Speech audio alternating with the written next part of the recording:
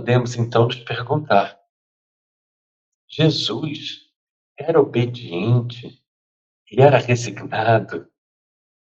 Bom, vejamos então o primeiro ponto: obediência. Primeiramente, sabemos que, de acordo com Emmanuel, no livro A Caminho da Luz, nós sabemos que Jesus recebeu de Deus um comando para cocriar o nosso planeta. Então, ele cocria o nosso planeta e, desde então, ele se torna um governador. A partir daí, nós já vemos ele obedecendo a uma ordem de Deus, a uma ordem do Pai. Vemos, então, um espírito puro, um espírito de primeira grandeza, um espírito crístico, como muitos chamam, e ele recebe, então, do próprio Deus. Cria esse planeta e governa. Ou seja, a primeira atitude que nós sabemos de Jesus é uma atitude de obediência ao Pai. Vemos que Jesus, recorrentemente, ele vai ser o primeiro judeu que vai fazer isso, que ele chama de Deus de Abba. Abba em hebraico, em aramaico, é pai, é papai, é paizinho. Ele, recorrentemente, nos seus ensinos, ele fala sobre meu pai, sobre nosso pai, sobre vosso pai. Ele traz a figura de Deus como pai, não mais como criador do universo, mas simplesmente um membro da família. E ele obedece esse comando, cria o nosso planeta. Aqui estamos nós. Mais à frente, ele recebe um outro comando. Qual é o comando?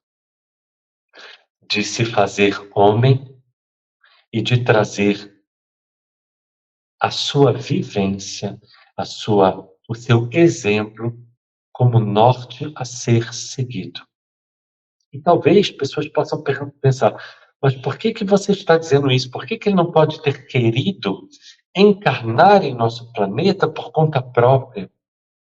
Bem, nós vemos a nível teológico que não, porque quando ele começa as suas pregações, de acordo com os evangelhos, ele já sabe o que vai acontecer com ele. Ele já sabe o tipo de morte que ele terá. E ele pede a Deus, ao Pai, para que o livre daquele cálice. Portanto, podemos entender, por um raciocínio lógico, que sim, ele estava obedecendo a um mandamento, a uma ordem de Deus. Ele, a despeito de saber tudo o que ocorreria, vamos ver que momentos antes de ser preso, conforme está relatado no Evangelho segundo Lucas, no capítulo 22 ou 23, no capítulo 22, se eu muito não me engano, deixa eu ver se eu acho aqui agora, ele não somente vai pedir que Deus afaste dele este cálice, mas a sua angústia era tanta que, conforme nos narra Lucas, isso, Evangelho segundo Lucas, capítulo 22, versículo 44.